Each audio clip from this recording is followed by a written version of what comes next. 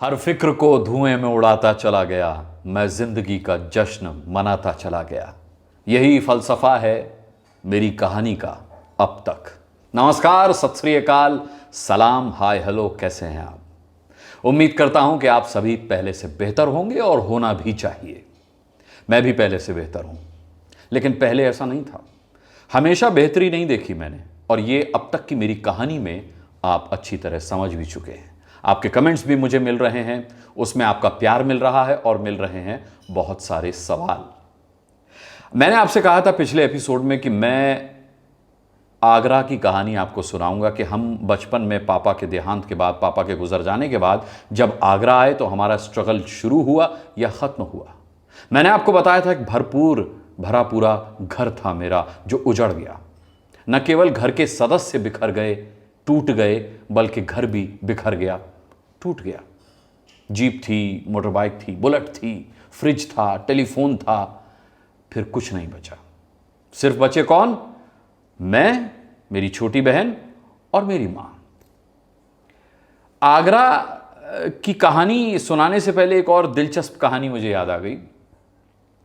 अब मैं कह रहा हूं ये कहानी दिलचस्प है, लेकिन यकीन जानिएगा जिस वक्त बीती थी उस वक्त ये दिलचस्प नहीं थी, दर्दनाक थी। मैंने आपको बताया कि किस तरीके से नाना नानी ने मम्मी का आगरा ट्रांसफ़र कराने की जद्दोजहद की, क्योंकि उन्हें पता था कि भंडारा, नागपुर के पास भंडारा, जहां पापा की नौकरी थी, पापा नहीं रहे, वहां मम्मी सरवाइव नहीं कर पाएंगी। 28 साल की उम्र में वो अकेली हो गई थी, दो छोटे छोटे उनके बच्चे थे। कैसे जिएंगी, कैसे रहेंगी, कैसे खाएंगी, कैसे पिएंगी? नौकरी सब कुछ नहीं होती, हौसला कौन देगा, हिम्मत कौन देगा? तो उन्होंने कहा भाई इनको हम अपने साथ आगरा ले जाएंगे और इनकी नौकरी जो है आगरा ट्रांसफ़र करा ली जाएगी। प्रक्रिया में समय लगना था, 6, 7, 8 महीने लगे। उस दौरान क्या हुआ कि मम्मी को भंडारा के ही सरकारी अस्पताल की डिस्पेंसरी में अटैच कर दिया गया कि जब तक आपका आगरा ट्रांसफ़र नहीं हो रहा है, आप यहाँ डिस्पेंसरी में अटैच रहिए, कामकाज देखिए, थोड़ा कॉन्फिडेंस भी बूस्टअप होगा, बाहर निकल करके किस तरीके से सर्वाइव करना है उसका सलीका भी आएगा। मम्मी डिप्रेशन में तो थी ही, क्योंकि कभी सोचा नहीं था कि पापा इस तरीके से चले जाएंगे। ऑफिस जाने के अलावा और टॉयलेट जाने के अलावा वो कहीं भी हमें अकेला छोड़कर नहीं गए थे। लेकिन अब ऐसे चले गए थे कि लौटने वाले थे नहीं। तो डिस्पेंसरी में रहकर के मम्मी कामकाज तो देखती ही थी, लेकिन मम्मी को एक और ज्ञान की प्राप्ति हुई। उन्हें नींद की गोलियों का पत्ता मिल गया। पापा के पास जाने की अलख जग गई होगी, मन में बात आ गई होगी, तो वो पत्ता चुपचाप वो घर ले आई।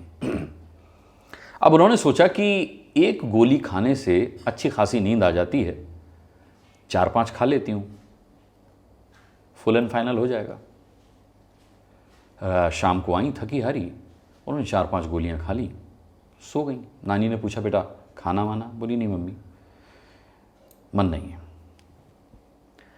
रात को 9, साढ़े 9 बजे नाना जी ने नानी से कहा कि भाई पूछ लो अगर वो खाना खाएं तो। नानी जगाने आई, मम्मी हिली भी नहीं। उन्होंने कहा भाई वो तो जग भी नहीं रही हैं। तो नाना जी बोले थक हार कर आई होगी, सो गई होगी, सोने दो, भूख लगेगी अपने आप उठेगी, खाना मांग लेगी, खाना दे देना। मम्मी क्यों उठने वाली थी? हम लोग भी सो गए, मम्मी भी सो गई, सब सो गए। सुबह मम्मी को ऑफिस भी जाना था। नानी ने नाश्ता वाश्ता बनाकर मम्मी को उठाया। मम्मी क्यों उठेंगी? नानी ने फिर नाना जी को बताया, बोले कि ये तो अभी भी नहीं उठ रही हैं, हिलाया डुलाया, कोई हलचल नहीं। मैंने आपको पिछली स्टोरी में भी बताया था कि पड़ोस में डॉक्टर साहब रहते थे, उनको बुलाया गया कि देखिए भाई ये रात से, जब से ऑफिस से लौटी हैं तब से जगी नहीं है। उन्होंने चेकअप किया, काफ़ी देर चेकअप करते रहे। उसके बाद उन्होंने बताया कि नींद की गोलियाँ इन्होंने खा ली हैं और ख़तरे की कोई बात नहीं है, शायद ज़्यादा खा ली हैं, एक से ज़्यादा खा ली हैं, तो गफलत में हैं, और जैसे जैसे उसका असर कम होगा ये जाग जाएंगी, इनको होश आ जाएगा। नाना नानी को बहुत गुस्सा आया। हम बहुत छोटे थे, हमको कहानी ही समझ में नहीं आई क्या हुआ। तो नाना नानी ने हमको अलग बुलाया और हमसे कहा कि बेटा देखो ऐसा है, तुम्हारी मम्मी ने ना गड़बड़ की है, गलत काम किया है, तो जब वो जागे ना तो बिल्कुल भी उनसे बात मत करना, उनकी तरफ देखना तक मत, उनकी अकल ठिकाने लगाएंगे अपन। हमने कहा ठीक है, नाना नानी कह रहे थे, हमने बात मान ली। रात के लगभग मम्मी को होश आया होगा, तो मैं कमरे में गया। अच्छा, ये कहानी हमको मम्मी ने ही सुनाई बाद में, हम तो बहुत छोटे थे, हमको ऐसी कंठस्थ हो जाएगी ऐसा भी नहीं है, मम्मी ने बाद में बताया। तो मैं पहले कमरे में गया तो मम्मी ने धीरे से मुझे आवाज़ दी। मुझे तो ना मम्मी की तरफ देखना था ना रेस्पॉन्ड करना था। मैं कमरे में गया, उनकी आवाज़ सुनी, उन्हें अनसुना करके बाहर आ गया। नानी को आके मैंने बताया, मैंने कहा मम्मी को होश आ गया, मम्मी जग गई है नानी।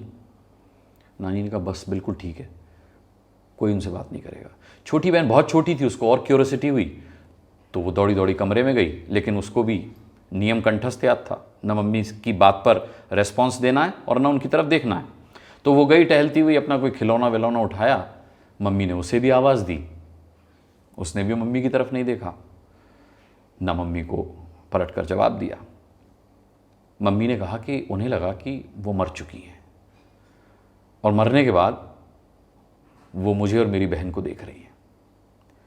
बोली मुझे बड़ा सेटिस्फेक्शन हुआ कि चलो भगवान, मरने के बाद कम से कम मेरी आत्मा मेरे ही घर में रहेगी, मैं अपने बच्चों को अपने सामने देख तो सकूंगी, भले ही उन्हें छू नहीं सकूंगी, उनको आवाज़ नहीं दे सकूंगी, लेकिन ये क्या कम है कि मेरे सामने रहेंगे सब, मैं उन्हें देख सकूंगी। तो खैर हमारा ये ड्रामा बहुत ज़्यादा देर तक नहीं चला, क्योंकि हम 2 दिन से मम्मी को मिस कर रहे थे। नाना नानी को भी मम्मी पर बहुत गुस्सा था और बाद में मम्मी को यही समझाया गया कि आत्महत्या बुज़दिली है, आत्महत्या की कोशिश करना पाप नहीं है, महापाप है।